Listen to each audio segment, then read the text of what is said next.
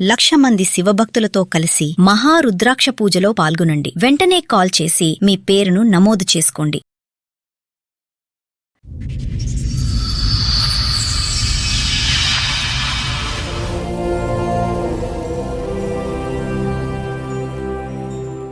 పెళ్ళైన రోజే వాళ్ళు ఎంక్వైరీ చేస్తే అమ్మాయి జీవితం నాశనం అయిపోయింది, ఆ అబ్బాయి బ్రోకర్, అమ్మాయిలు బిజినెస్ చేస్తాడని చెప్పారు. పెళ్ళైన 3వ రోజు నుంచి ఆ అబ్బాయి పడుకోబెట్టి ఎవరో ఇద్దరిని పిలిపించి అలా చేపించేసి నాకు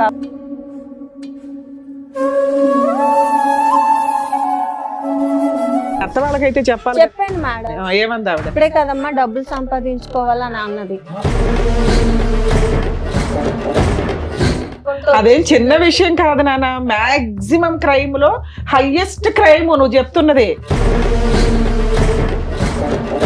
ఇలా ఎందుకు కొట్టాడు?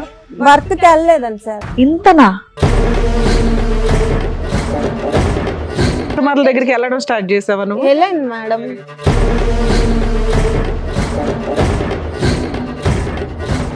తర్వాత అతని దగ్గరికి పంపిస్తే ఎవరు పరువు తీస్తారు ఇక్కడ? మీరు ఒక క్రాక్ మనిషి వచ్చి కూర్చొని ఒక ఫేమస్ పర్సన్ గురించి మాట్లాడుతూ ఉంటే నువ్వు చెప్తున్న లిస్ట్కి మాకే కోపం వస్తుంది. వాళ్ళు దొరికితే వెళ్ళి కొట్టేసి రావాలని పోలీసులకు తెలీదా? అట్లాంటి కేసులు వదిలేస్తారు అనుకుంటున్నావా?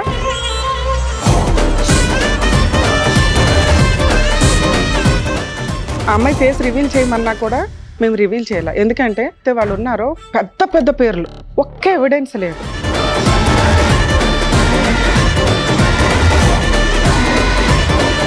నమస్తే, సుమన్ టీవీ సమర్పిస్తున్న పద్మవ్యూహం కార్యక్రమానికి స్వాగతం.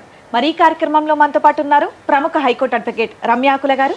నమస్తే మేడం. నమస్తే అండి. ప్రముఖ సైకియాట్రిస్ట్ డాక్టర్ కళ్యాణ్ చక్రవర్తి గారు. నమస్తే సార్. సార్, మేడం గారు ఆవిడ సమస్య చెప్పుకోవడానికి ఇక్కడి వరకు వచ్చారు. ఆవిడ సమస్య ఏంటో అడిగి తెలుసుకుందాం. నమస్తే అండి. నమస్తే మేడం. చెప్పండమ్మా, ఏంటి మీ సమస్య? ఇక్కడి వరకు దేనికి వచ్చారు? అయితే నాకు ముందు మ్యారేజ్ అయిపోయింది, హస్బెండ్ చనిపోయారు మేడం. ఎలా చనిపోయారు? Train accident sir. అది మాది పల్లెటూరు బాగా. యాక్సిడెంట్ సూసైడ్ అమ్మా? ఆహా లేదు, యాక్సిడెంట్. ఎలా అయింది యాక్సిడెంట్? ట్రాక్ దాటుతుండగా ట్రైన్ వచ్చి గుద్దేసింది. అదే ఊర్లో ఉన్న మనిషి ట్రైన్ ఎప్పుడు వస్తుందో కూడా గమనించకుండా దాటాడు, గుద్దింది. రైట్, చెప్పండి. అలా చనిపోయిన తర్వాత బాబుని పట్టుకొని నేను పుట్టింటికి వచ్చాను. పుట్టింటికి వచ్చిన తర్వాత మా అక్క వాళ్ళు వైజాగ్ లో ఉంటారన్నమాట. కొన్ని సంవత్సరాలు పుట్టింట్లో ఉండి తర్వాత మా అక్కల ఇంటికి వెళ్ళి నేను ఖాళీగా ఎందుకు ఉండడం, ఏదో ఒక వర్క్ చేసుకుందాం అని చెప్పి వైజాగ్ వస్తే మా అక్క పని చూసింది మేడం. అందులో 3,000కి జాయిన్ అయ్యాను. జాయిన్ అయిన తర్వాత అలా ఇలా బాబుకి బాగోపోవడం అట్లా మొక్కుకున్న తర్వాత విజయవాడకు వచ్చాను. మొక్కు తీర్చుకున్నాను, రిటర్న్ ట్రైన్ ఎక్కేసాను. ట్రైన్ ఎక్కినప్పుడు ఈయన నాకు పరిచయం అయ్యాను. పరిచయం అయిన తర్వాత ఆ నైట్ అలా అయిపోయింది. తెల్లవారు లెగిసి అతను ఆపోజిట్ సీట్ లో కూర్చున్నారనమాట. కూర్చుంటే మేడం నా ఫోన్ కనిపించట్లేదు, ఒకసారి ఈ నంబర్ నుంచి రింగ్ ఇస్తారా అని అడిగారు. సరే అని చెప్పి నంబర్ నుంచి రింగ్ ఇచ్చాను. ఫోన్ అతని బ్యాగ్ లోనే ఉంది.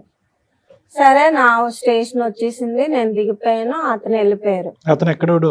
అతనిది విజయవాడే సార్. వైజాగ్ మ్యారేజ్ కి వచ్చాడు, పెళ్లికి వచ్చాడు. ఓకే, అతని దారి అతను వెళ్ళిపోయాడు, నువ్వు గాజువాకి వెళ్ళిపోయావు. నేను నా దారి నేను వెళ్ళిపోయాను, అతని దారి అతను వెళ్ళిపోయారు. ఒక 3 months తర్వాత ఫోన్ చేశారు. ఎవరంటే నేనండి పవన్ అంటే, నాకు తెలియదండి రాంగ్ నంబర్ అని చెప్పి కాల్ కట్ చేసి. గుర్తుపట్టలేదు మీరు? గుర్తుపట్టలేదు. ఒక 6 నెలలు 7 నెలలు పోయిన తర్వాత నాకు కాల్ చేసి, మేడం ఆ రోజు మీరు విజయవాడలో ట్రైన్ ఎక్కారు కదా, నేను పరిచయం అయ్యాను కదా మేడం ఆ అబ్బాయిని నేను అని చెప్పారు. చెప్పిన తర్వాత ఆహా మీరా, చెప్పండి ఏంటి ఫోన్ చేశారంటే, మీరంటే నాకు ఇష్టం, నేను మిమ్మల్ని మ్యారేజ్ చేసుకుంటాను అన్నాడు. చేసుకుంటానంటే నాకు మ్యారేజ్ అయిందండి, ఒక బాబు ఉన్నాడు, మా హస్బెండ్ ఇలా చనిపోయారు, మీకు ఏదైనా మాట్లాడాలనుకుంటే మా అమ్మలతో మాట్లాడండి నేను చెప్తాను. ఇతను వైజాగ్ పెళ్లికి రావటం కాకుండా ఏమైనా పనులు చేస్తా ఉంటాడా? అవన్నీ నాకు తెలియదు అసలు. నేనేమి అతని వయసు కనుక్కున్నారా? వయసు అతనికి 28, 29 అవేం నేను అడగలేదు. కాదండి, మరి ఏం అడగనప్పుడు డైరెక్ట్ గా మా ఇంట్లోకి వచ్చి మాట్లాడండి మీరు ఎలా అంటారు? అట్లీస్ట్ ఆయన ఏం చేస్తారు, ఆయనకు పెళ్ళయిందా లేదా, వాళ్ళ ఇంట్లో వాళ్ళు ఏంటి, ఇవన్నీ తెలుసుకుంటారు కదా మినిమం ఇంటికి వచ్చి మాట్లాడమని చెప్పే ముందు. ఇవి నేనేమి అడగలేదు మేడం. అందరూ లవ్ అంటారు కదా మేడం, ఇతను డైరెక్ట్ గా పెళ్లి మ్యాటర్ ఎత్తారు అనేసి జెన్యున్ గా ఉన్నారు అనుకొని పెళ్లి చేసుకున్నామని అనుకున్నాను. సరే అయితే మీరు మా అమ్మలతో మాట్లాడండి, ఓకే చెప్పాక వాళ్ళు ఓకే అంటే నేను ఒప్పుకుంటానండి అంటే ఈయన వైజాగ్ వచ్చి మా అమ్మలతో మాట్లాడటం అనేది జరిగింది.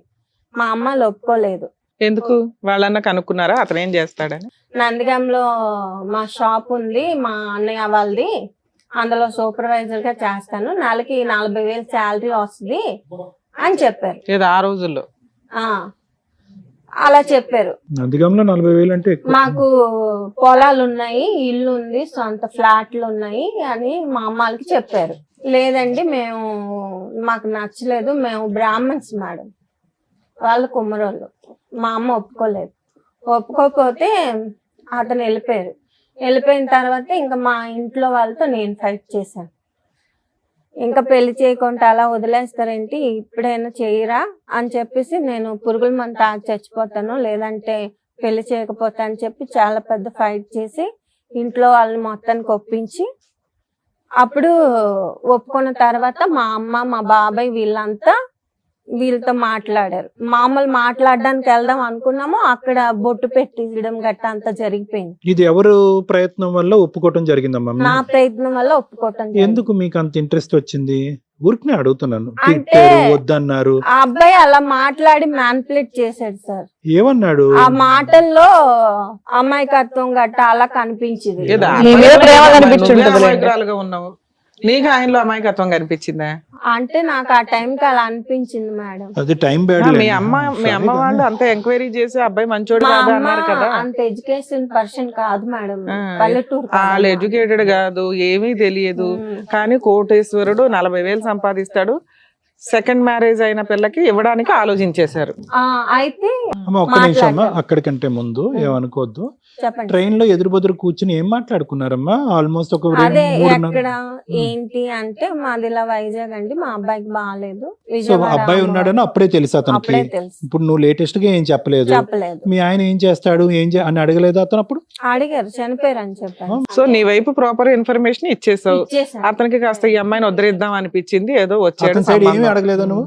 నేను అవన్నీ పట్టించుకోలేదు. నీ పెళ్లి అయిందా అని అడిగారా? ఏం చేస్తామని అడుగుతారు? అవన్నీ నేను అడగలేదు. బయట వాళ్ళు ఎవరో ఒకరు మీ డీటెయిల్స్ అడిగితే చెప్పేస్తారండి అలాగా?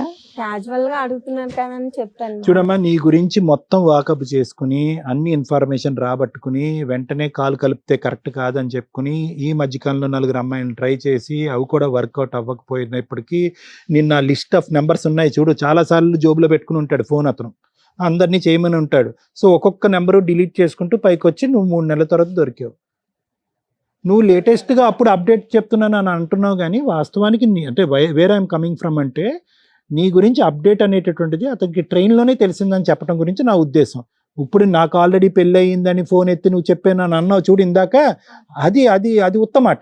మా దగ్గరికి ఏదో చెప్తున్నావు, ఫోన్ ఎత్తగానే నాకు ఆల్రెడీ పెళ్ళి అయింది, నాకు కొడుకున్నాడు అంటే అప్పుడు కూడా నేను చెప్పాను సార్. మళ్ళీ ఇంకోసారి చెప్పావు? మళ్ళీ ఇంకొకసారి చెప్పాను, నేను రిపీటెడ్ గా చెప్పాను అనమాట. అది పెళ్లి చెప్పాడు కదా, నాకు మ్యారేజ్ అయింది, మీ ఇంట్లో వాళ్ళు ఒప్పుకుంటారా అని చెప్పి నేను చెప్పాను. మేడం అరేంజ్డ్ మ్యారేజ్ అయినా ఎక్కడ జరిగింది? ఎంత మంది వచ్చారు? హోటల్లో జరిగింది మేడం. మా తరపున మా చుట్టాలు వాళ్ళు ఒప్పుకోలేదు. నేను, మా అక్క ఆయన, మా పెద్దనాన్నగారు, 10 మంది, ఒక 20 మెంబర్స్. అమ్మగారు రాలేదు? అమ్మ అందరూ వచ్చారు. అతని తరపున ఆల్ ఫ్యామిలీ మొత్తం వచ్చారు మేడం. పెళ్లి ఖర్చులు అవన్నీ ఎవరు పెట్టుకున్నారు ఇక్కడ విజయవాడలో? వాళ్ళే పెట్టుకున్నారు మేడం. సరే, తర్వాత కాపురానికి వెళ్ళావా? వెళ్ళాను మేడం. ఎప్పటిదాకా కాపురం చేశారు? నాకు పెళ్ళైన రోజే ఆ హోటల్ చుట్టాలు ఒకళ్ళు ఎంక్వైరీ చేస్తే ఇలా అమ్మాయి జీవితం నాశనం అయిపోయింది, ఆ అబ్బాయి మంచోడు కాదు, ఆ అబ్బాయి బ్రోకర్, అమ్మాయిలు బిజినెస్ చేస్తాడని చెప్పి అప్పటికే నా మెడలో తాళి పడిపోయింది మరి. ఎవరో కిట్టిన వాళ్ళు చెప్పారేమో అనుకున్నాం. ఒక్కళ్ళేనా మీకు అన్నదమ్ములు, అక్క చెల్లెళ్ళు? ముగ్గురు మా అమ్మ కూతుర్లే. నేను మిడిల్, మా చెల్లి లాస్ట్, మా అక్క. అమ్మ పెళ్లికి ముందు ఒక ఆడపిల్ల జీవితం ఆల్రెడీ ఒకసారి అంటే చెప్తున్నానమ్మా, మనం ఎక్కడో పురాతన కాలంలో లేము, లేటెస్ట్ అడ్వాన్స్ సొసైటీలోనే ఉన్నాము. నీ పెళ్లి కూడా 9 సంవత్సరాల క్రితమే అయ్యింది. నువ్వు కనుక్కున్నటువంటి వివరాలు మీ తల్లిదండ్రులకి తెలిసిన తర్వాత, మీ అమ్మగారికి తెలిసిన తర్వాత, నాన్నగారు లేరమ్మా? అమ్మగారు ఒకటే. మరి ఏదో ఒకటి నందిగామ ఆ షాపుకి ఫోన్ చేయటమో చెప్తున్నాను, ఆ సూపర్వైజర్ అనే పాత్ర ఉందా లేదా అనేది కనుక్కోవటం, ముందు వెనకాతల ఆస్తులు అనేది ఏమీ ఎంక్వైరీ చేయలేదమ్మా. జస్ట్ ఇక్కడ కట్ చేస్తే మళ్ళీ పెళ్ళేనా? వెళ్ళాం మేము వాళ్ళ ఇంటికి వెళ్ళాము. వెళ్ళారా? వెళ్ళాము. నైస్. వెళ్ళిన అదే వాళ్ళ సొంత ఇంటికి అక్క వాళ్ళ కొడుకు ఇంటికి తీసుకెళ్లారు. అతనిది షాప్. ఓకే. వాళ్ళు కూడా అదే చెప్పారు, మా పని చేస్తున్నాడు ఇక్కడ? సూపర్వైజర్ గా చేస్తున్నారండి. 40,000 జీతం. కౌలూరులో ఇల్లు చూపించారు, వాళ్ళ పొలాలు చూపించారు, అవన్నీ రైట్. చూపించారు. Okay, good good good. Marriage హాల్లోనే మ్యారేజ్ అవ్వగానే మీకు చెప్పారు కదమ్మా ఈ అబ్బాయి బిజినెస్ చేస్తాడు అని, మీరు అడిగారా అతన్ని? లేదు మేడం, అప్పుడు పెళ్లి హడావుడిలో ఉన్నాం కాబట్టి తర్వాత నెక్స్ట్ రోజు ఇంకో నెక్స్ట్ రోజు ఎప్పుడైనా అడిగావా సరదాగా అయినా? గిట్టని వాళ్ళు చెప్పారు అనుకో, నేను అంత పెద్దగా పట్టించుకోలేదు. ఏది ఆ చిన్న విషయం అది నీ దృష్టిలో అప్పట్లో? లేదు మేడం, నేను పెద్దగా పట్టించుకోలేదు. అంటే నాకు అంత మెచ్యూరిటీ. ఎన్ని రోజులు హ్యాపీగా ఉన్నారు? ఎంతకాలం హ్యాపీగా ఉన్నారు మీరు? ఒక 3 నెలలు. తర్వాత ఏమైంది? తర్వాత అత్త వాళ్ళ ఇంటి నుంచి బయటకు వచ్చాం మేడం. 3 నెలలు అత్తగారి ఇంట్లో ఉన్నారు. మళ్ళీ ప్రెగ్నెన్సీ గానీ అట్లా ఏమైనా వచ్చిందా? లేదు మేడం. ఓకే. అయితే మేము బయటకు వచ్చి అపార్ట్మెంట్ రెంట్ తీసుకుంటే మా అమ్మగారు సామాన్లు అన్ని కొనుక్కోవడానికి. అత్తగారింట్లో ఉన్నారుగా, బయటికి ఎందుకు వచ్చారు? నేను అక్కడే ఉందాము, సొంత ఇల్లు ఎందుకు ఎక్కడికి వెళ్ళి రెంట్ కట్టుకోవడం అని అంటే, అప్పటికి వాళ్ళ అమ్మకి చిన్న సాంబార్ విషయం తక్కువ అయిందని కూడా ఈదులో పెట్టేశారు సార్. అప్పటికే గొడవ అయింది. నేను పెళ్ళైన 3వ రోజు నుంచి ఆ అబ్బాయి పెద్దగా అరవడం, వాళ్ళ అమ్మని కొట్టడం, ఈదులోకి లాగడం, వాళ్ళ అన్నయ్య అబ్బాయి మధ్యలో గొడవలు జరగడం. నీ మీదకి ఏం రాలేదు కానీ వాళ్ళ అమ్మ మీదకి అయితే వెళ్ళాడు. ఈ 3 నెలల్లో నీ మీద ఏం లేదు? నా మీదకి ఏం రాలేదు. ఉద్యోగానికి వెళ్ళేవాడు 3 నెలలు? ఇంట్లోనే ఉన్నాడు సార్. అదేంటి మీరు పనికి వెళ్ళట్లేదు, అక్కడికి వెళ్ళట్లేదు, షాపింగ్కి వెళ్ళాలి కదా వెళ్ళట్లేదు అనేసి అంటే, ఏం లేదు సార్, అసలు ఇంట్లో కూర్చొని ఫోన్ పట్టుకొని చూడటం, లేదంటే ఏమైనా తినటం, లేకపోతే టీవీ చూడటం. మళ్ళీ ఇల్లు గడవటానికి డబ్బులమ్మా? మా అత్త వాళ్ళకి పొలం ఉంది సార్, వాళ్ళు బియ్యం వేస్తారు, ఈవిడే మొత్తం మెయింటెనెన్స్ అంతా. ఇతను తిని పడుకోవటం ఇంట్లో, ఇంకేం లేదు ఇతని పని? ఏం లేదు. ఉద్యోగం అంతా గ్యాసే. అక్కడికి అది అయిపోయిన తర్వాత మేము వచ్చాము. ఇల్లు అంతా చూసుకున్నాం. మా అమ్మగారు అమౌంట్ వేస్తే ఒక 2 లక్షలు మొత్తం సామాన్లు అన్ని కొనుక్కొని. మీ అమ్మగారి దగ్గర 2 లక్షలు ఉన్నాయా వేయడానికి? రోజులు గడుస్తున్నాయి, నెలలు గడుస్తున్నాయి, ఫోన్లు వస్తే మాట్లాడుతున్నాడు, ఇచ్చేస్తున్నాడు తప్ప ఎక్కడ అస్సలు ఇల్లు కదలట్లేదు. సో దీన్ని బట్టి ఆ బ్రోకర్ బిజినెస్ కూడా లేనట్టేగా? అది ఉంటే కనుక దాన్ని బట్టి బిజీగా లేదు సార్, ఫోన్ లో మొత్తం జరిగిపోతుంది అంతా. అంటే నాకు డౌట్ రాకుండా మెయింటెనెన్స్ చేసుకొని వచ్చారు. అయితే ఒక రోజు నేను ఫోన్ ఎత్తడం జరిగింది, అమ్మాయిలు ఉన్నారా, రేట్ ఎంత, ఇవన్నీ మాట్లాడుతున్నారు. సరే మీరు ఎవరనుకొని ఎవరికి ఫోన్ చేసారో, ఎవరితో మాట్లాడుతున్నారా? నేను ఆ రోజు చాలా పెద్ద గొడవ ఆడాను మేడం. నీకెందుకు అని చెప్పి చాలా పెద్ద గొడవ చేసి నాకు ఇక్కడ కండ మీద ఇంత ముక్క పీకేశాడు. మొత్తం ఆ ఫ్యామిలీ అందరికి వీడియో కాల్ చేసి చూపించాను. అయితే కండ పీకేశాడు, మీ అబ్బాయి ఏదో తప్పు చేస్తున్నాడండి అని చెప్పేసి. మా అమ్మాయిలకి చేస్తే పెళ్ళి 6 నెలలు కాలేదు, ఏంటి గొడవలు అని చెప్పేసి తిట్టారు. అసలు మ్యాటర్ నేను మా అమ్మల దాకా చెప్పలేదు సార్. మామూలుగా ఇలా గొడవ అయిందమ్మా, ఇలా మొక్క పీకేశాడు అని చెప్పాను. అయితే కుక్క అమ్మా? లేదు సార్, అసలు స్నానం చేయడు, బ్రష్ చేయడు, అసలు నీట్నెస్ అనేది లేదు. మొక్క పీకేసిన వీడియోలు ఏమైనా ఉన్నాయా, ఫోటోలు గానీ? ఆ కొట్టిన డబ్బులు ఉన్నాయి మేడం, ఆ ఫోన్ మొత్తం పగలు కొట్టేసాడు, అవేం లేవు. సరే, అందరికి వీడియో కాల్ చేస్తే అందరూ ఏమన్నారు? తిట్టారు, ఈ అబ్బాయిని తిట్టారు. అయితే ఇదంతా అయిపోయిన తర్వాత మేడం, ఇప్పుడు మీతో పాటు మీ అబ్బాయి కూడా ఉంటాడా? లేదు సార్, ముందే వాళ్ళ ఫ్యామిలీకి చెప్పాం మేము, మా అబ్బాయి మా అమ్మగారు దత్తత చేసుకున్నారు, మా అబ్బాయి బాధ్యత మీకు లేదు, మా అబ్బాయిని మేమే చూసుకుంటాము అని ముందే చెప్పారు. దత్తత చేసుకున్నారమ్మా? అడాప్ట్ చేసుకున్నారా అఫీషియల్ గా? ఎవరు, మీ అమ్మగారు వాళ్ళు? అవును సార్. సరే, నా అత్తగారి ఇంటికి వెళ్ళిన తర్వాత అసలు ఎప్పటిదాకా కలుస్తున్నారు మీరు మీ హస్బెండ్? 5 years కలుసున్నాము, విడిపోయి 5 years. ఆ 5 years లో ఏం జరిగిందో కొంచెం బ్రీఫ్ గా చెప్పండి. నాకు కొంచెం ఆస్మా ప్రాబ్లం ఉంది, టాబ్లెట్స్ అవన్నీ ఇచ్చి, ఏవో మత్తు టానిక్లు అవన్నీ ఇచ్చి నన్ను పడుకోబెట్టి ఎవరో ఇద్దరిని పిలిపించి అలా చేపించేసి నాకు ఆ వీడియో మొత్తం తీసి చూపించాడు మేడం. మీకు తెలియకుండా ఇలా చేస్తాడు? అవును మేడం. చెయ్యి కొరికేస్తేనే వెళ్ళి తోలు తీసేసావు మీ అత్తగారి దగ్గరికి వెళ్ళి పరువు తీసి. మరి ఇంత సీన్ జరిగినప్పుడు వెళ్ళావా? వెళ్ళాను మేడం. ఏమన్నారు? వెళ్ళి గొడవాడేసి నేను పుట్టింటికి వెళ్ళిపోయాను, నీ దగ్గరికి రాను, ఇలా చేస్తున్నావు అని చెప్పి. కాకపోతే ఈ మ్యాటర్ మా అమ్మకి చెప్పలేదు. నువ్వు అసలు ఏం చెప్పవాలి మీ అమ్మ వాళ్ళకి? మంచిదాను గానీ మీ అత్త వాళ్ళకైతే చెప్పాలి కదా ఎంత పరువుతో పని చెప్పాను చేశారని. మేడం. ఏమంది ఆవిడ? ఆవిడ ఏంటన్నదంటే ఇప్పుడే కదమ్మా డబ్బులు సంపాదించుకోవాలని అన్నది. అప్పుడు ఆవిడ క్యారెక్టర్ అనేది నాకు అర్థమైంది. అందరూ బిజినెస్ ఫ్యామిలీ అంతా ఇంతేనా అని చెప్పి ఫ్యామిలీ బిజినెస్ అలిగి వెళ్ళిపోయావు. అలాగే నేను పుట్టింటికి వెళ్ళిపోయాను మేడం. ఒక 6 నెలలు 8 నెలల వరకు నేను రాలేదు. ఓకే. ఏ కేసులు వేయలా? ఏ కేసు మీ అక్కకి గాని మీ చెల్లికి గాని మీ అమ్మకి గాని ఎవరికి చెప్పలా? చెప్పలేదు మేడం. ఎందుకంటే పెళ్ళయి సంవత్సరం కూడా నిండలేదు. ఏ నీ బొంద? మా అక్క ఏం మాట్లాడుతున్నావు నువ్వు? మా అక్క ఎవరో మత్తు మంది ఇచ్చి మీ ఆయన ఇద్దరు వచ్చి రేప్ చేసిపోతే పెళ్ళై సంవత్సరమే అయింది, ఈ విషయం బయట పెడితే ఏం బాగుంటదని కూర్చున్నావా? అవును మేడం. మా అక్క నీకేమైనా జీవితం క్రాక్ బాలేదు. ఉందా? మా అక్క జీవితం బాగాలేదు మేడం. మా చెల్లి జీవితం అంతంత మాత్రం. మొన్నే పెళ్లి చేసాము, అంత కట్నం ఇచ్చాము, అందరినీ వద్దనుకొని పెళ్లి చేసాము. ఇప్పుడు మళ్ళీ మొగుడు దగ్గర సంవత్సరం లేకుండా అదేం చిన్న విషయం కాదు నాన్న. మాక్సిమం క్రైమ్ లో హైయెస్ట్ క్రైమ్ నువ్వు చెప్తున్నది. చిన్న విషయం లాగా చెప్తున్నావేంటి? సరే ఓకే, తర్వాత మనం అప్పుడైనా వదిలేసావా? వాడిని వదలలేదా? లేదు మేడం. మళ్ళీ ఏమ్మా అప్పుడైనా మీరేం చిన్నపిల్ల కాదు కదమ్మా. 13 ఏళ్ళకో 14 ఏళ్ళకో అలా చేశానంటే నాకు తెలియదంటే ఏమన్నా నమ్ముతాం కానీ అప్పటికి మీకు 25 ఏళ్ళు. ఎవరికి చెప్పాలి? మళ్ళీ వచ్చిందంట కాపురానికి. ఎందుకెళ్ళో మళ్ళీ 1 ఇయర్ తర్వాత కాపురానికి తీసుకెళ్లాడు మేడం. అంటే ఇలాంటివి నేను చేయించిన మొత్తం అన్ని డిలీట్ చేసేస్తానని చెప్పితేనే నేను నమ్మేసి అప్పుడే వెళ్ళిపోయావు. నమ్మేసి వెళ్ళిపోయాను మేడం 1 ఇయర్ తర్వాత. ఓకే అమ్మా. 1 ఇయర్ తర్వాత అయితే అదంతా డిలీట్ నీ దృష్టిలో. డిలీట్ చేసాను అని చెప్పాను నీ మేడం. క్యారెక్టర్ విషయంలో కూడా డిలీట్ పర్వాలా, పోనీలే 1 ఇయర్ అయిపోయింది కదా. లేదు మేడం. చేసావు అంటే నేను మా అమ్మని దృష్టిలో పెట్టుకొని మళ్ళీ కాపురానికి వెళ్ళడం అనేది జరిగింది. ఈ అబ్బాయి మరీ చెప్పాడు దేవుడి మీద అన్నిటి మీద ఓట్లేదు. సరే ఏంటమ్మా, బానే ఉన్నావా? ఆ 3 ఇయర్స్ బానే ఉన్నావా? పోనీ లేదు మేడం. అక్కడి నుంచి అసలు కదా స్టార్ట్. చెప్పు అసలు కాదు చెప్పు. నన్ను ఊరికే కొట్టడం, కస్టమర్ల దగ్గరికి వెళ్ళకపోతే టార్చర్ పెట్టడం, అతనికి నచ్చినట్టు రెడీ అయ్యడం, అన్ని అతనికి కస్టమర్ల దగ్గరికి వెళ్ళడం స్టార్ట్ చేసావా నువ్వు? అట్లా అలాగా వెళ్ళావా? వెళ్ళాను madam. Very good. Key issue. Okay, నువ్వు ఇక్కడ పరిగెట్టవలసినటువంటి అవసరం లేదు. ఎక్కడైతే పరిగెట్టాలో అక్కడ పరిగెట్టలేదు.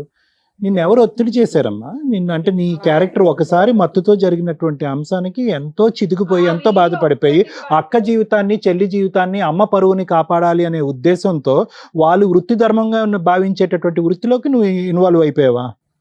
అవును సార్. ఎందుకు? ఇప్పుడు అవును సార్ ఏమైనా అంటే? నాకు జరిగింది తెలిస్తే మా అమ్మగారు బతకరు సార్.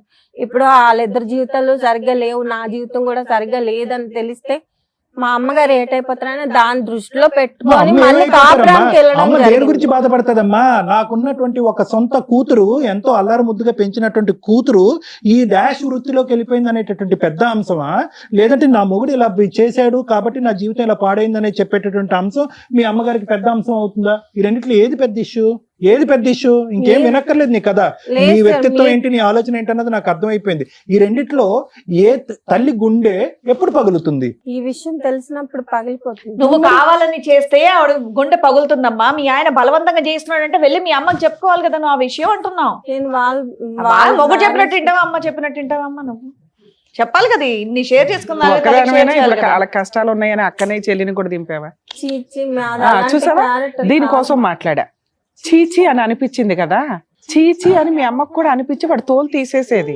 ఏంటి అంత కూల్ గా మాట్లాడుతున్నావు? ఎంతకాలం నేను ఉన్నారు? కూల్ గా మాట్లాడలేదు మేడం. 5 ఇయర్స్ నుంచి ఫైట్ చేస్తున్నాను. ఏం ఫైట్ చేస్తున్నావు? 3 ఇయర్స్ అయితే కస్టమర్స్ దగ్గరికి వెళ్ళావు, సంపాదన ఏం చేసావు? అవును మేడం, మీరు నేను వెళ్ళింది చూస్తున్నారు కానీ నేను ఎందుకు వెళ్ళాల్సి అరే వచ్చిందో వెళ్ళకూడదని మేము చెప్తున్నాం. ఎందుకు వెళ్ళామని కాదు, వెళ్ళకూడదని చెప్తున్నాం. వెళ్ళకూడదంటే ఆ వీడియో పబ్లిక్ చేస్తాను అంటున్నాడు మేడం. డిలీట్ చేశాడు, డిలీట్ చేస్తేనే వెళ్తున్నాను అన్నావు కదా. నీ కంఫర్ట్ జోన్, నువ్వు అన్ని ఎట్లా డోర్లు క్లోజ్ చేసి నీ కంఫర్ట్ గా ఏది కావాలో అది చెప్తున్నావు. ఓకే పర్లా. ఒక స్త్రీకి జరగకూడని అన్యాయం నీకైతే జరిగింది.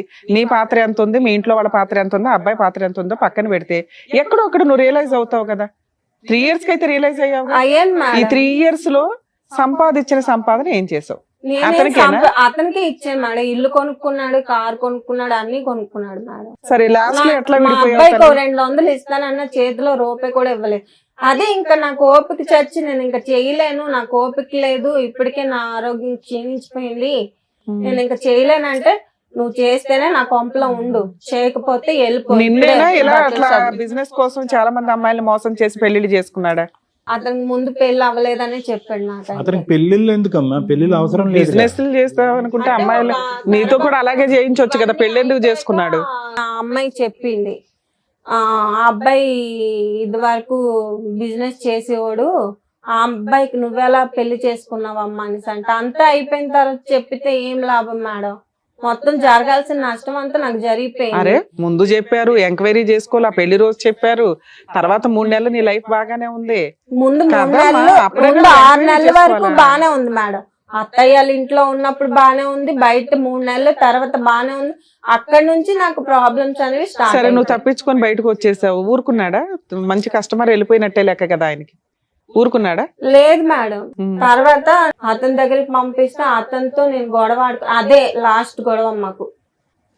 అతను నన్ను కొట్టి టార్చర్ పెట్టాడు. ఆ వీడియో కూడా నా దగ్గర ఉంది మేడం. అది ఆయన మొత్తం నా ఫోన్ ఆ రోజు లాక్కొని కిందకేసి చెత్త కొట్టి, అది ఎరగలేదని సుత్తితో పెట్టి మరి కొట్టి ముక్కలు చేసి నా ప్రూఫ్స్ ప్రతి ఉండి మేడం.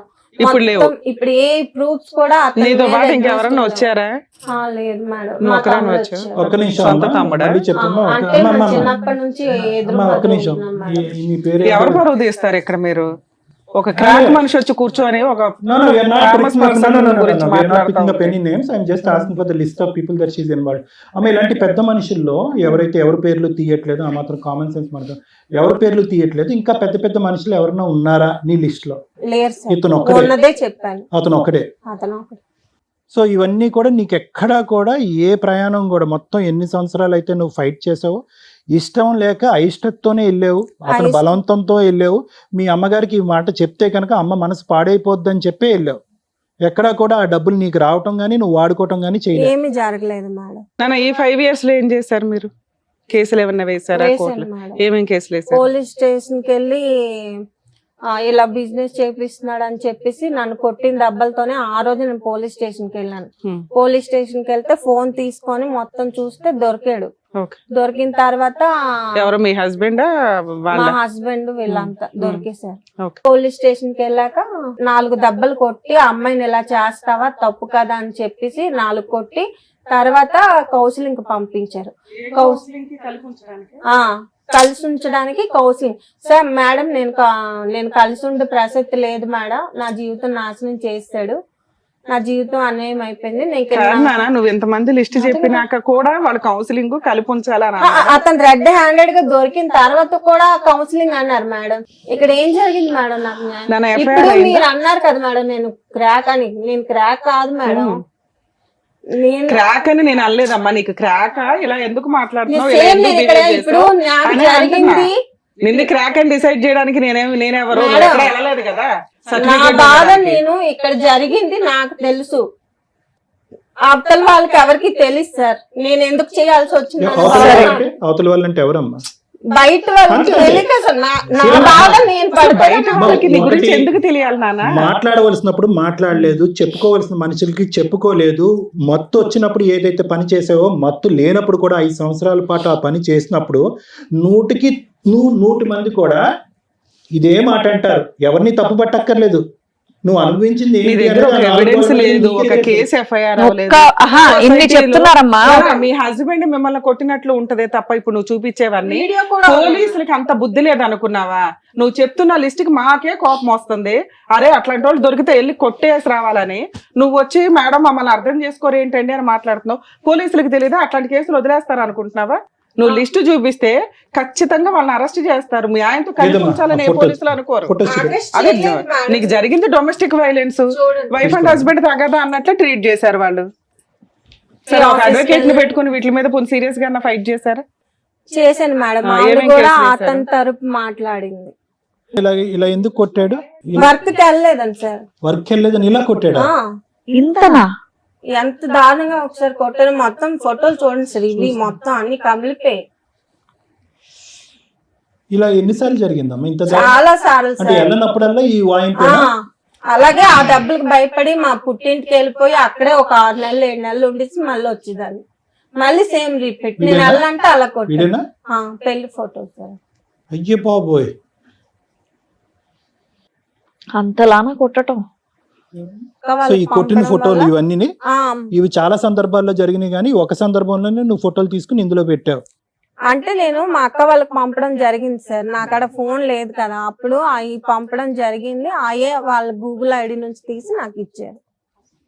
కానీ ఎటొచ్చి ఏంటంటే ఆ ఫోటోకి అతని వీడియో కూడా ఉంది సార్ కొట్టినట్టు, ఆ రోజు కొట్టినప్పుడు వీడియో మేడం చూడండి. ఫోన్ లో కూడా మాట్లాడుతున్నా.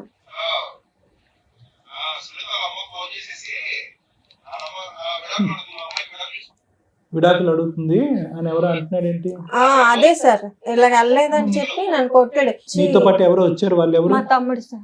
ఏం చెప్పాలనుకుంటా? ఫస్ట్ పెళ్ళైంది, బాబు పుట్టాడు, ఇలా సమస్య జరిగింది, మళ్ళీ పెళ్ళైందని తెలిసింది సార్. Right. తెలిసిన తర్వాత అక్క అక్కడికి వెళ్ళిన తర్వాత అక్కడ ఉండి వచ్చింది. Hmm. వచ్చిన తర్వాత ఇలానే బాధపడుతుంటే అక్క సూసైడ్ చేసుకోవడానికి అటెంప్ట్ చేసింది. చేసిన తర్వాత వాళ్ళ అబ్బాయి మాకు చెప్పాడు, ఇలా ఇలా అమ్మ సూసైడ్ చేసుకుందంటే ఎందువల్ల ఏంటంటే అప్పుడు మొత్తం అన్ని అడిగితే చెప్పింది ఇలా అని. సరే అక్క ఏం చేద్దాం అంటే నేను అక్కడ గాజు వర్క్ సార్ మాది. మీది గాజువేకేనా? అంటే ఎప్పుడు 5 years బ్యాక్ మీకు ఇవన్నీ తెలిసినాయి? నాకు అంటే వాళ్ళ అబ్బాయి ఇతను ఎప్పుడైతే సూసైడ్ చేసుకున్నా అదే ఎప్పుడు సుమారు ఎప్పుడు అది? ఎప్పుడు జరిగింది? అది ఒక 1 year అలా అవుతుంది. అంతే 1 year బ్యాక్ వీళ్ళ స్టోరీ మీకు తెలిసింది. తెలిసింది. తెలిసిన తర్వాత అబ్బాయి ఇలా చెప్తే మేము వెళ్ళిన తర్వాత జరిగింది, ఇలా సూసైడ్ ఎందుకు చేసుకున్నాం అక్క ఏటక్క అంటే అప్పటికి విడిపోయి 4 years అవుతుంది కదా, మర్చిపోయి ఉంటది. అప్పుడు ఎందుకు చేసుకుంది సూసైడ్ ఐటమ్? అంటే అతని కోసం తిరిగి ఒక్క నిమిషం తమ్ముడు, ఒక 2 నిమిషాలు ఆగండి. సూసైడ్ ఎప్పుడు చేసుకున్నావు? అటెంప్ట్ ఎప్పుడు చేశారు? 1 year అవుతుంది సార్. 2 సార్లు చేశాను సూసైడ్ అటెంప్ట్. ఎందుకు ఇప్పుడు ఈ మధ్యకాలంలో ఎందుకు చేస్తున్నారు? 5 సంవత్సరాల నుంచి పోలీస్ స్టేషన్లు ఏంటి, దిశ కేసులు ఏంటి, మహిళా మండలి తిరిగి ఏంటి, అలసిపోయావు ఇంకా నాకు ఎక్కడ న్యాయం జరగలేదు అనిపించి నేను సూసైడ్ అటెంప్ట్ కదమ్మా. చేశాను. ఏం న్యాయం, ఏం కేసులు, ఏంటి గొడవ? ఇప్పుడు అదే సార్, ఇప్పుడు ఏదైనా సరే 498 కడతాను అంటున్నారు, ఈ కేసు కట్టను అంటున్నారు. మీకు ఏం కావాలి ఇప్పుడు? ఆయన నుంచి ఏం కావాలి? ఏం ఎక్స్పెక్ట్ చేస్తున్నారు? నాకు డబ్బులు మ్యాటర్ కాదు మేడం, అతనికి నాకు నా జీవితం నేను అన్యాయం అయిపోయినందుకే అతనికి శిక్ష పడాలి. శిక్ష పడాలా లేదంటే కంపెన్సేషన్ ఇవ్వాలా ఏంటి? నాకు అర్థం కాదు. Compensation- కాంపెన్సేషన్ అతనే ఇస్తాను అంటున్నారు. అంటే వీళ్ళు కట్నం కింద ఫస్ట్ పెళ్ళైనప్పుడు ఒక 5 లక్షలు, దాని తర్వాత మధ్యలో 2 లక్షలు ఆయన కారు కొనడానికి ఏదో 40,000 ఇచ్చి పెట్టారంట. అవన్నీ నేను కూడా ఫోన్ లో మాట్లాడాను సార్. అతనితో మాట్లాడితే ఏమన్నారంటే నేను ఒక 5 లక్షలు ఉన్న 1 తులం బంగారం ఇవ్వగలను, నేను అంతకన్నా ఇవ్వలేను అంటున్నాడు అతను. ఏది డైవర్స్ ఇవ్వడానికి? డైవర్స్ అడుగుతున్నారు. డైవర్స్ అడుగుతున్నారు. ఇప్పటికి 5 years నుంచి మరి మీకోసం ఇలా చేశారంట కదంటే తిరిగారు, నా అమ్మాయి స్టేషన్ లో కంప్లైంట్ ఇచ్చింది, చేశారు, చెందారు అని చెప్పారు. ఇవన్నీ మీరు ఎప్పుడైనా సిట్టింగ్ కూర్చొని మాట్లాడారా ఫోన్ లో గానీ? ఫోన్ లో బిజినెస్ చేయించావా అని అడిగారా? అవన్నీ మేము అడిగితే మీరు చూసారా, చెందారా అని అడుగుతున్నారు అతను. సో అతనైతే ఒప్పుకోవట్లేదు, ఆ వ్యాపారం అది ఈ అమ్మాయి చేత చేయించినట్టు ఒప్పుకోవట్లేదు. ఒప్పుకోలేదండి. కాకపోతే ఈవిడ మెసేజ్లు చేసేది వీళ్ళతో వాళ్ళతో మాట్లాడేది అని చెప్పేసి నాకు చెప్పాడు. చెప్తే నేను అడిగాను ఆవిడ చదువుకుందా అని అడిగాను. చదువుకోలేదు అన్నాడు. అంటే ఆవిడ చదువుకోలేదని మాకు తెలుసండి. ఆవిడ చదువుకోకుండా ఆవిడ ఎలా మెసేజ్లు చేస్తుందని అడిగాను. ఆయన ఏంచి అది కాదు ఇది కాదు అంటే అప్పటికి మాకు ఇవి చెప్పింది ఇలా ఇలా బేసికలీ ఏంటంటే ఈ అమ్మాయి మీద అతనికి అనుమానం అనేది ఒకటి ఉంది. లేదు సార్, మరి మెసేజ్లు అంటే తనే మెసేజ్లు చేయిస్తూ ఉంటాడు అనమాట. ఇప్పుడు మీరు ఉన్నారు సార్, ఎగ్జాంపుల్ మీ నంబర్ తన దగ్గర ఉంటుంది, తనే ట్రాప్ చేయిస్తాడు అనమాట. ఫోన్ చేయించి మాట్లాడించడం చేయడం ఇంట్లో మొత్తం అన్నిటి కోసం అలా చేయించేవాడు ఇదేదని చెప్పేసి చెప్పిందా. ఓకే నీకు ఇంత జరిగినప్పుడు ఎందుకమ్మా, మనకు ఎవరికైనా ఒక్కరికైనా చెప్పాలి కదంటే చెప్తే ఇలా ఉంది, నాకు ఆ వీడియోతో బ్లాక్ మెయిల్ చేస్తున్నాడు 1-10 సార్లు. ఏరుకోరి మరి సరే నేను చేసుకుంటాను పట్టుబట్టి చేసుకున్నాను. చేసుకున్న తర్వాత ఇలా జరిగితే మళ్ళీ నాకు ఇబ్బందే కదా, నేను ఇంక అందుకే ఉండిపోయాను. మాకు అప్పుడు ఇలా జరిగిన తర్వాత తెలిసిన తర్వాత నేను అడిగితే అప్పుడు నేను మొన్న రీసెంట్ గా ఒక 4 months అలా అవుతుంది మేడం, నేను మాట్లాడాను ఫోన్ లో. ఇలా ఉందంట కదండి, ఎందుకు ఇది ఒకసారి చూసి మాట్లాడండి, ఏంటంటే తీసుకెళ్తానంటే నేను తీసుకెళ్ళొచ్చాను. ఇప్పటికి 5 years కూడా ఇక్కడే రెంట్ కి ఉండేది, ఆ పక్కనే దగ్గరలోనే ఉండేది. అంతా ఫైట్ చేసుకుని మహిళా మండలి దగ్గరికి వెళ్ళి. ఎప్పటిదాకా ఉంది విజయవాడలో? 1 year వరకు. 1 year వరకు మేడం. మొన్న 4 years విజయవాడలో. మరి ఇందాక అడిగితే 5 years నుంచి వాళ్ళ అక్క దగ్గర ఉంటున్నాను, ఆవిడ పోషిస్తున్నారు. 1 year నుంచి 4 years వదిలేసి నువ్వు విజయవాడలో ఇండివిడువల్ గా ఉన్నావు. 5 years ఎలా ఉన్నావు? డబ్బులు ఎక్కడే? మా అమ్మ వాళ్ళు వేసారు మేడం. అమ్మ పోషించేదమ్మా ఇంతకాలం. ఇప్పటికి మీరు కూడా ఒక్కరే ఉన్నారా? అవును మీరు మేడం. ఒక్కరే అక్కడ ఎందుకు ఉన్నారు మరి? అది అమ్మ వాళ్ళ దగ్గర వెళ్ళాల్సింది కదా.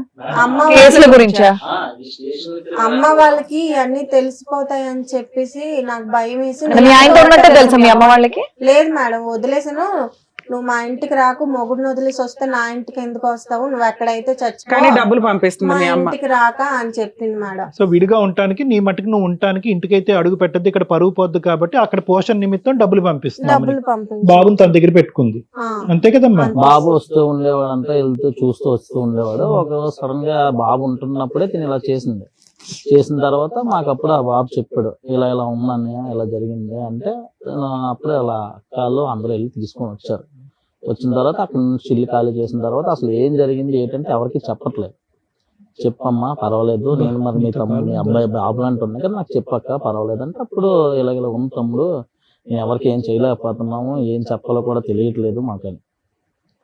అప్పుడు నేను 4 రోజుల 4 నెలల క్రితం మాట్లాడితే తను చెప్తున్నాడు, నేనైతే ఒక 5 లక్షలు ఇస్తాను, ఒక తులం బంగారం ఇస్తాను, నాకు ఇచ్చారు ఓకే, నాకు అక్కడ లేవు, ఇప్పుడు ఏం చేయమంటారు, నేను ఎంత అయితే ఇవ్వగలను, లేకపోతే లేదు. నేను కాంపోజిషన్ అయితే అడగట్లేదు, నాకు డబ్బులు వద్దు, మరి ఏం నాకు ఇలా కావాలి జరిగినందుకు వాడికి తగ్గ శిక్ష పడాలి శిక్ష అంటున్నాడు. ఈ స్టేజ్ మీదకి ఎవరు తీసుకొచ్చారు అమ్మాయిని? తను తనే వీడియోస్ మాట్లాడి వచ్చిందా? ఇక్కడ ఎవరు వాళ్ళని శిక్షిస్తారు అనుకుంటున్నారు?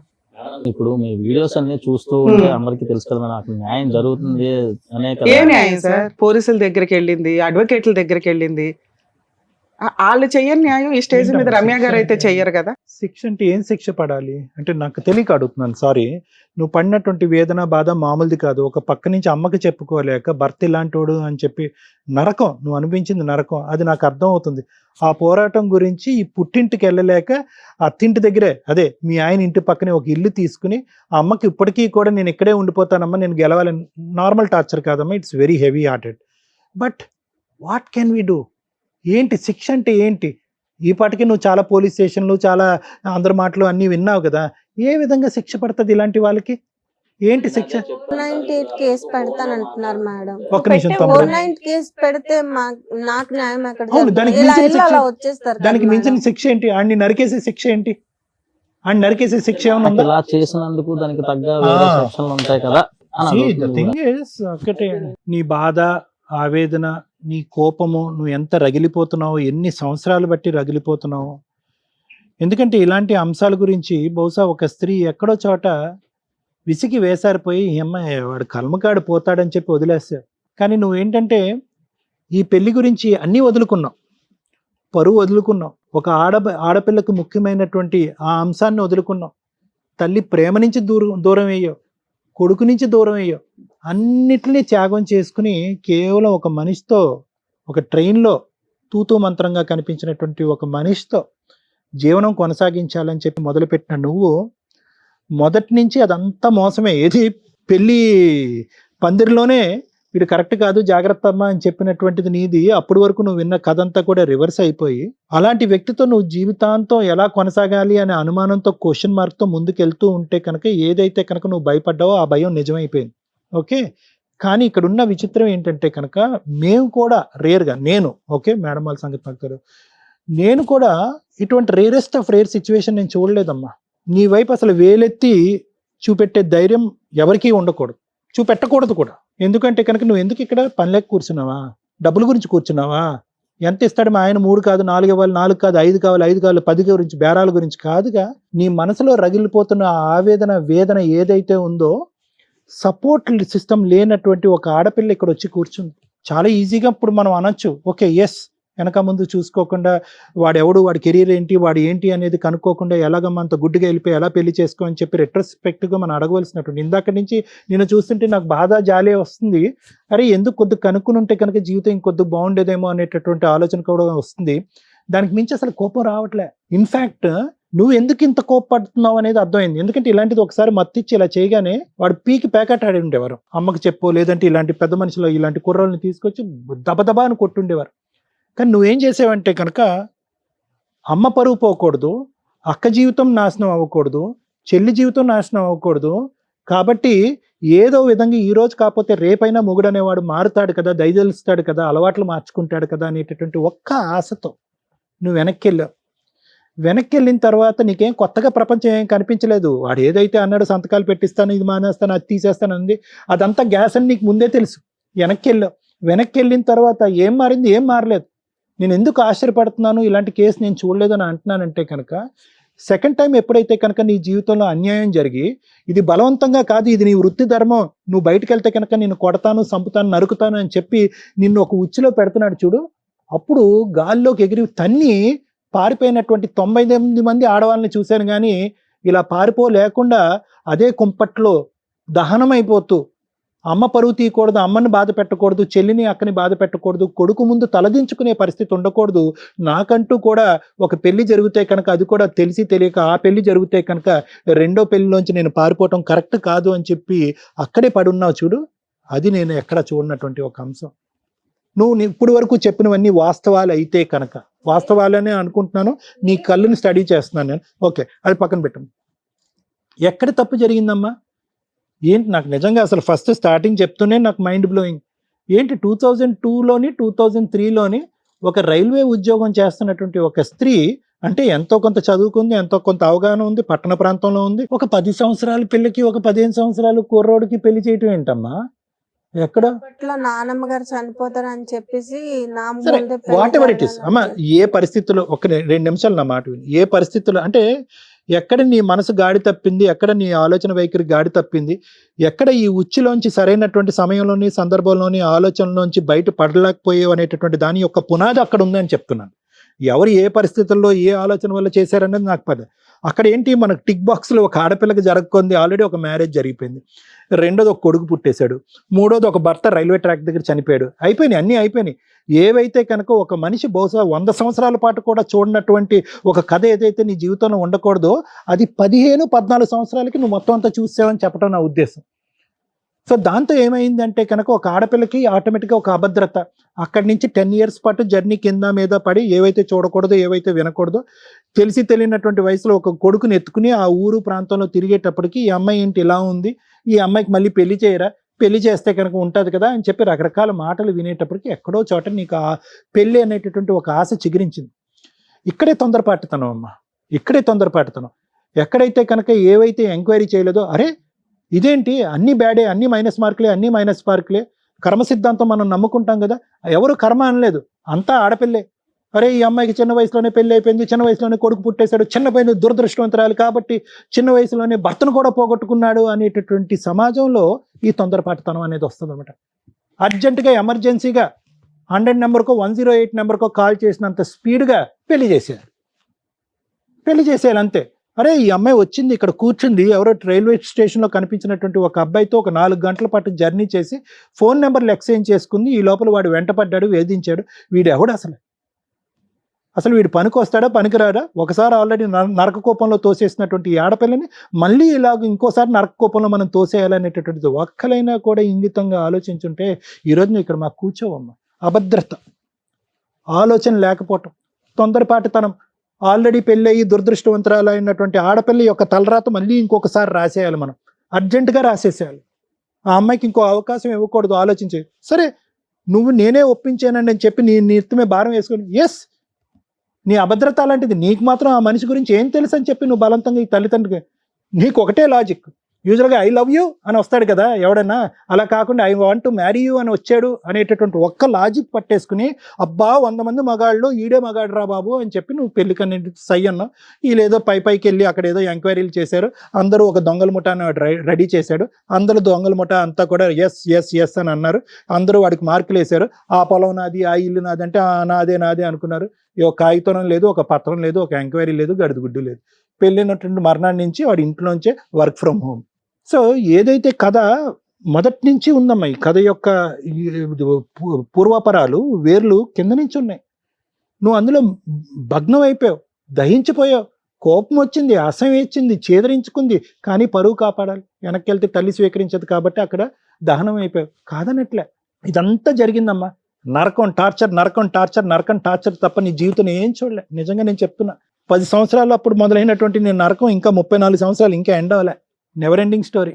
కానీ ఇక్కడ ఎండ్ చేసుకోవాలా లేదా అనేటటువంటిది నీ చేతుల్లో ఉంది. నువ్వు డిప్రెషన్లో ఉన్నావు, బాధపడుతున్నావు, లోపల కుంగిపోతున్నావు, నీకు సపోర్ట్ సిస్టమ్ లేదు. నా అనేటటువంటి వాళ్ళు ఈ ఊరు వెళ్తే కనుక 100 మంది ఉన్నా కూడా ఆ నా అనే వాళ్ళు పక్కన లేరు. కడుపులో పెట్టుకుని దాచుకున్నావు.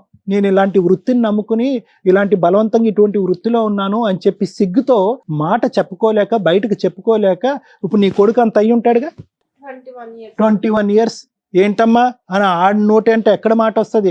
ఏమే ఇప్పుడు వరకు ఈ మాత్రం చెప్పకుండా అంత చండాల పనులు చేస్తావా డాష్ డాష్ అని అంటారని చెప్పి ఆ మాట భరించలేక కడుపులో దాచిపెట్టుకుని 2 సార్లు సూసైడ్ అటెంప్ట్లు చేసి చావలేక బ్రతకలేక ఆ మహానుభావుడు ఎవడో వస్తే అతను కక్కేవు నువ్వు. లేదంటే ఎప్పుడో చచ్చిపోవాల్సింది, ఎప్పుడో మానసికంగా ఎప్పుడో చచ్చిపోయావు, శరీరం వెళ్ళలేదు అంతే నీది. కానీ ఇప్పటి నుంచి అమ్మా నేను అనేది ఏంటంటే ఎందుకు జరిగింది, ఎలా జరిగింది, ఎవరి వల్ల జరిగింది, ఎప్పుడు జరిగింది అనేటటువంటి మాటలన్నిటికీ నేను చెప్పేసే సమాధానం.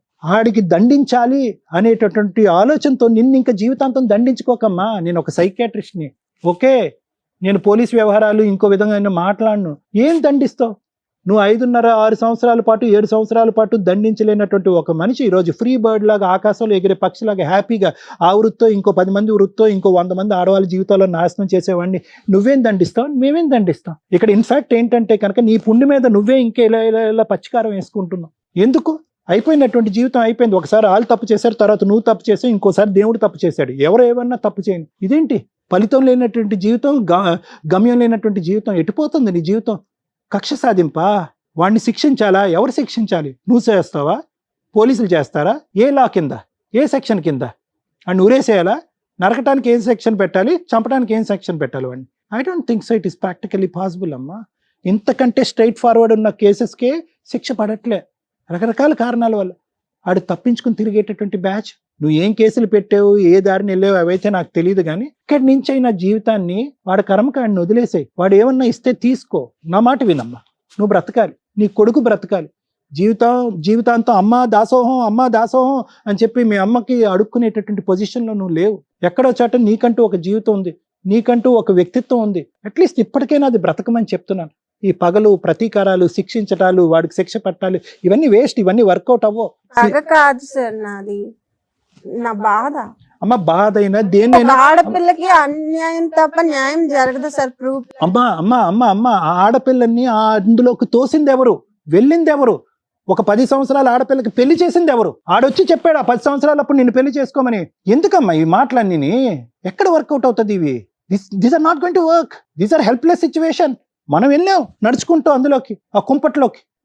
నేను ఒకటే చెప్తున్నానమ్మా, బలవంతంగా వాట్ ఎవర్ ఇట్ ఈస్, బయటికి పారిపోవటానికి 1,00,000 అవకాశాలు ఉన్నాయి తల్లి నీకు. అదేమి జైలు కాదు, అదేమి అండమాన్ నికోబార్లో ఉండేటటువంటి ఒక మారుమూల ప్రాంతంలో ఉండేటటువంటి ఒక జైలు కాదు. పట్టపగలు అడిబొడ్డున జరిగింది ఇది. తలుపు తీసి పారిపోవటానికి 2 నిమిషాలు. ఎందుకు అన్నిసార్లు వాడికి ఛాన్స్ ఇచ్చావు? ఎందుకు క్షమించావు? ఒకసారి ఇచ్చావు, 2 సార్లు ఇస్తావా, 3 సార్లు ఇస్తావా? వాళ్ళు పరుగు పొద్దు, వీళ్ళు పరుగు పొద్దు అని చెప్పి నీ జీవితాన్ని నాశనం చేసుకుంటావా? ఈ రోజు పగ తీర్చుకోవాలా? పగ కోపం కాదమ్మా. ఏదన్నా నువ్వు ఇక్కడ కూర్చోటానికి ప్రధానమైన కారణం వాడిని శిక్షించాలని. I don't think so it is going to work. వాడిని శిక్షించేటటువంటి ప్రయత్నంలో నీ జీవితానికి ఉన్నటువంటి ఒక 60-70 సంవత్సరాలకి జీవితాంతం నువ్వు శిక్ష వేసుకుంటున్నావు. నీ కొడుక్కి శిక్ష వేస్తున్నావు, మీ తల్లికి శిక్ష వేస్తున్నావు. ఒక్కసారమ్మా ఆలోచించుకో. ఫైట్ చేయాలంటే చెయ్యొచ్చు, కానీ దానికి కూడా ఒక ఆది మధ్య అంతం ఉంటుంది. ఇంతవరకు ఫైట్ చేస్తేనే వర్కౌట్ అవ్వదు. వాడి కర్మకాడిని వదిలేద్దాం. ఎక్కడో చాట ఒక point. Thank you madam. First time నాకు భయం వేస్తుంది మాట్లాడాలంటే. 12 years నుంచి చూస్తున్నారు రమ్య గారిని. అడ్వకేట్స్ మోసం చేశారు, కోర్టులో న్యాయం జరగలేదు, పోలీసులు న్యాయం చేయలేదు. ఈ షో మీద మీకు ధైర్యాన్ని క్రియేట్ చేస్తాం, కౌన్సిలింగ్ ఇస్తాం, లీగల్గా ఎలా వెళ్తే బెటర్ అని చెప్తాం. అన్నిటికీ వచ్చి మేము న్యాయ పోరాటం చేయలేం. నా వాయిసే తగ్గిపోయింది, అబ్జర్వ్ చేయండి. మసిపూసి మారేడుకాయలాగా నేను మాట్లాడను. ఇక్కడికి వచ్చిన వాళ్ళందరికీ ఓదార్పు యాత్ర కొన్ని సందర్భాల్లోనే ఇస్తాను తప్ప, కొన్ని డేంజర్ కేసులు అని అనిపించినప్పుడు ఎంత మాట్లాడాలో అంతే మాట్లాడితే నాకు బెటర్. ఎందుకంటే మాట్లాడేసి చేతులు దులుపుకోవడానికి నా ప్రొఫెషన్ అది కాదు. మేడం, నా రిక్వెస్ట్ వాళ్ళ బ్రదర్ని ఒకసారి పిలిస్తే ప్లీజ్. మా ఎపిసోడ్లు చూసే వాళ్ళందరికీ రిక్వెస్ట్ అండి, ఈ స్టేజీ మీద మా అర్హత, మా తాహత, మా టాలెంట్ ఎంతో దానికి మించి చేస్తూ ఉంటాం. లా అండ్ ఆర్డర్ మా చేతిలో లేదు, పనిష్మెంట్స్ మా చేతిలో లేవు. సైకలాజికల్ డిప్రెషన్స్ తోటి ఎక్కడెక్కడో ఏదో ఊహించుకొని ఆఫీసుల దగ్గరికి రావడం కానీ, సుమన్ టీవీ దగ్గరికి రావడం కానీ, వేరే ఛానల్స్ దగ్గరికి వెళ్ళడం కానీ, మేము అక్కడ ఉంటామని అనుకోవడం అపోహ మాత్రమే. మాకుండే బిజీలో మేము ఇక్కడ ఇచ్చే సోషల్ సర్వీస్ అనేది మా వరకు. ప్రొఫెషన్ వరకు వెళ్తే మా ప్రొఫెషన్ మాకుంది. ప్లీజ్ అర్థం చేసుకోండి.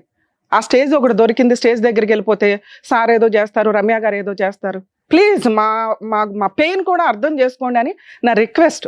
ఇంత ఓవర్ ఎక్స్పెక్టేషన్స్ వద్దు, మేము మనుషులమేనండి. ఒక అమ్మాయి నన్ను నీడల మీద నుంచో పెట్టింది ఈ రోజు, తెలుసా? ఈ ఎపిసోడ్ లో మీకు అర్థమవుతుందా? ఆ అమ్మాయికి న్యాయం జరగలేదని 1 year బ్యాక్ సూసైడ్ అటెంప్ట్ చేసింది. ఆ అమ్మాయికి ఉన్న ఫైనల్ ఆప్షన్ ఇక్కడ స్టేజ్ మీదకి వస్తే రమ్య గారు వచ్చి సర్వీస్ చేసి వాళ్ళు తోలు తీస్తారు. చేయలేరు రమ్య గారు, ఎందుకంటే కోర్టుకు కావాల్సింది ఎవిడెన్స్లు. రమ్య గారు బిలీవ్ చేయాలి. ఇప్పుడు నేను ఏ ఒక్కటి మాట్లాడ, మీ అందరికీ తెలుసు నేను నిజం మాట్లాడతానని. నిజం మాట్లాడినప్పుడు చాలా డేంజర్ అవుతుంది కొన్ని కేసుల్లో. అలాంటిది ఈ కేసు నీడిల్కి సంబంధించి. సార్ మిమ్మల్ని రిక్వెస్ట్ చేస్తున్నా, మీరు ఇందాక అడగగానే అన్నారు మీరు ఏదో చేస్తారని ఇక్కడికి వచ్చాం మేడం.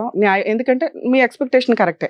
యాజ్ ఏ అడ్వకేట్గా నేను వచ్చి తనకి సంబంధించి ప్రాపర్ సెక్షన్స్ తోటి కేసులు వేయొచ్చు. ఏ అడ్వకేట్ అన్న వేయొచ్చు, రమ్య గారే వేయాల్సిన అవసరం లేదు. విజయవాడ దాకా వచ్చి మేము వేయడం కాదు. ఒక్క ఎవిడెన్స్ కూడా లేదు. ఇప్పుడు దాకా సార్ మాట్లాడింది తనకు ఒక కౌన్సిలింగ్ లాగా. తను లాస్ట్ వర్డ్ కూడా నా పెయిన్ అర్థం చేసుకోరా సార్, నాకు ఎంత కష్టం వచ్చిందంటే, పెయిన్కి నాకే సంబంధం లేదు సార్. ఒక ఎపిసోడ్కి అంతసేపు మాట్లాడాల్సిన అవసరమే లేదు. ఎందుకు మాట్లాడారంటే ఆ అమ్మాయి పెయిన్ తగ్గించడం కోసం. నేను మాట్లాడితే నిజాలు మాట్లాడతాం మళ్ళీ. అప్పుడు మళ్ళీ వెళ్ళి సూసైడ్ అటెంప్ట్ చేస్తే సుమన్ టీవీకి వెళ్ళాము న్యాయం జరగలేదు అంటే యాక్సెప్ట్ చేయలేము. ప్లీజ్ మా బాధ అర్థం చేసుకోండి. మిమ్మల్ని రిక్వెస్ట్ చేస్తున్నాను. ఆ అమ్మాయికి చట్ట ప్రకారం ఒక వైఫ్ అండ్ హస్బెండ్కి ఏం కేసులు ఉన్నాయో అవే వర్కౌట్ అవుతాయి తప్ప వేరే మీరు ఎక్స్పెక్ట్ చేసేవి వర్కౌట్ అవ్వవు. కనీసం ఇది నేను చెప్పాలని. వాళ్ళ దగ్గరికి వెళ్ళినా న్యాయం జరగలేదని ప్రతిసారి అనకండి, అనుకోకండి. ఎంత చేయగలమో అంతే చేస్తామని చెప్పడానికే ఫస్ట్ టైం నేను చాలా ఇబ్బంది పడుతున్నాను ఒక ఎపిసోడ్ కంప్లీట్ చేయడానికి. మిమ్మల్ని రిక్వెస్ట్ చేయగలను ఈ స్టేజ్ మీద, ఎందుకంటే నేను చెప్పే బాధ అమ్మాయికి అర్థమవుతుందో లేదో నాకు తెలియట్లే. ప్లీజ్ మీరు బయలుదేరవచ్చు. నేను కంటిన్యూ చేయాలంటే అమ్మాయి ఉండగా నేను మాట్లాడలేదు.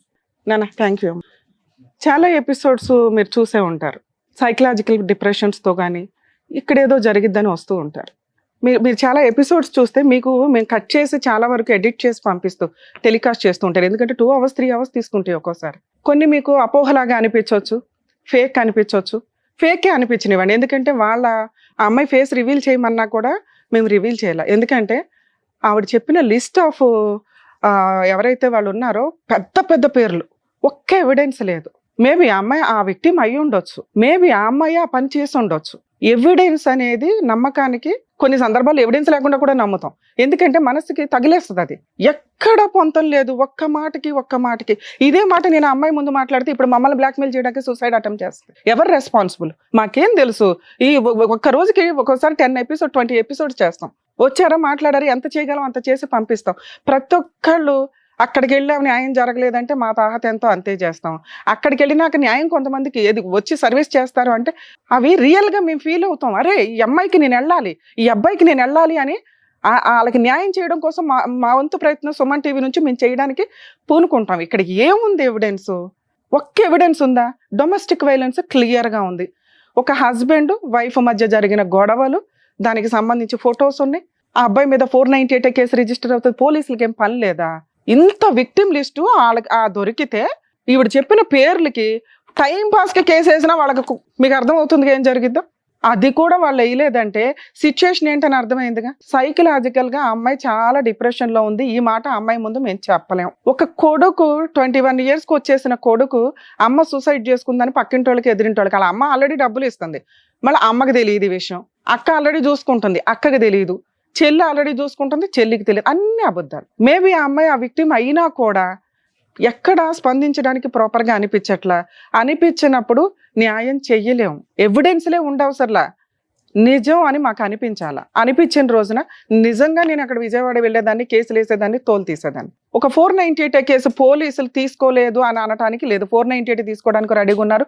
ఆ అబ్బాయి డైవర్స్ ఇచ్చేసి పెళ్లి చేసుకోవడానికి, విడాకులు తీసుకోవడానికి రెడీగా ఉన్నాడు. అంటే ఒక వైఫ్ అండ్ హస్బెండ్ కేసు ఎట్లా ఉంటుందో సేమ్ అంతే ఉంది ఈ కేసులో. లీగల్ ప్రొసీడింగ్స్కి వెళ్ళినప్పుడు తనకి జరిగిన అన్యాయమో లేదా తనే ఏదన్నా చేసిందో హస్బెండ్కి నువ్వు ఏం చేసావో చెప్పు అని అన్నప్పుడు నా దగ్గర ఎవిడెన్స్ లేదండి, ఇదిగోండి ఆ ఫోన్ పగలగొట్టేశాడు, ఇంకొకటి ఉంది అది పగలగొట్టేశారు. మేబీ అలా పగలగొట్టేసినప్పుడు ఈమె ఆల్రెడీ ఫస్ట్ 6 monthsలో జరిగిన దానికి ఒక 1 year గ్యాప్ తీసుకుని మళ్ళీ అదే ఇన్సిడెంట్లోకి వెళ్ళింది. తను చెప్పిన వర్షనే మాట్లాడదాం. 2 years మళ్ళీ అదే రోజు తన్నులు తినటం, వెళ్ళటం, పడుకోవడం, డబ్బు సంపాదించడం, డబ్బంతా ఆయనే తీసుకుంటాడు. 200 కూడా వాళ్ళ అబ్బాయికి ఇప్పించడు, ఇవ్వనివ్వడు. అంత నరకం పడుతున్నప్పుడు రెడీ హ్యాండెడ్గా పట్టించవచ్చు, చెయ్యలే. ఎవరైతే పెద్ద వ్యక్తులకు పేర్లు చెప్పిందో వాళ్ళందరి గురించి వీడియోలు ఉన్నాయి. రెడీ హ్యాండెడ్గా కేసు ఫైల్ చేయలే. 4 సంవత్సరాల నుంచి అదే సరౌండింగ్లో ఉంటుంది, ఖాళీగా వాళ్ళ అమ్మ ఇంటికి రానివ్వదు, నువ్వు మా ఇంటికి రాక అందా, కానీ డబ్బులు మాత్రం పంపిస్తుంది. ఒక నిజం ఎలా కనిపెడతామని మీరు అనుకుంటున్నారు కదా, వాళ్ళ మాటల ద్వారానే. ఒక క్రాస్ ఎగ్జామినేషన్ కానీ ఇవి కానీ ఎందుకు గంటలు మాట్లాడిస్తామంటే ఎక్కడో అక్కడ దొరుకుతారు వాళ్ళు నిజం ఏంటి అనేది. ఇక్కడ ఆ అమ్మాయి మాట్లాడిన ఫస్ట్ స్టెప్ నుంచి నాకు అర్థం అవుతుంది. మేబీ బాధితులు ఇక్కడికి వచ్చినప్పుడు కూడా సైకలాజికల్ ప్రాబ్లం ఉన్నాయి కూడా మేము చాలా కూల్గా చెప్పి వాళ్ళలో మోటివేషన్ క్రియేట్ చేసి పంపిస్తాం. కానీ ఆ అమ్మాయికి ఎంతసేపు ఎవరు మాట్లాడినా యాక్సెప్టబుల్గానే లేదు. వాడిని పనిష్ చేయాలి, ఏముంది అక్కడ పనిష్ చేయడానికి? ఇదే మాట మేము అక్కడ మాట్లాడితే మళ్ళీ సూసైడ్ అటెంప్ట్ చేసి సుమన్ టీవీకి వెళ్ళాము సూసైడ్ అటెంప్ట్ అనే మళ్ళీ అదొక టైటిల్. ఈ కేసులో ఆ అమ్మాయికి జరిగేది ఓన్లీ 498 కేసు, డొమెస్టిక్ వైలెన్స్. పోనీ ఆ కేసులన్నా వేసుకోవచ్చు. లాయర్ని కొనేసాడట, ఆయనే పావల.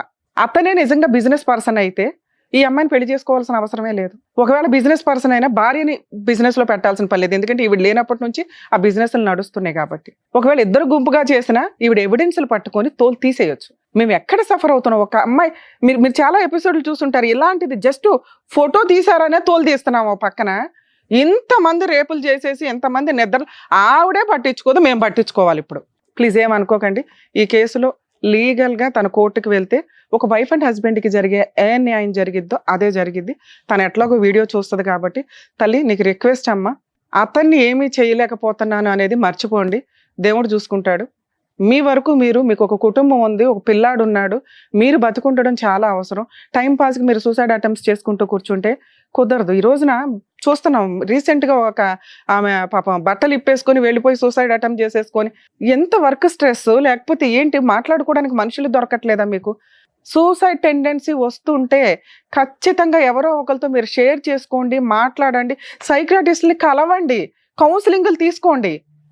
ఎందుకు జీవితాలను నాశనం చేసుకోవడం? అంత స్ట్రెస్ ఎందుకు పెట్టేసుకుంటున్నారు? ఇంతే ఇట్లాగా. పిల్లాడు లేదు, అమ్మ లేదు, ఎవ్వరు లేదు, అమ్మాయికి చచ్చిపోవడం కావాలంతే, లేదా అణురేసేయడం.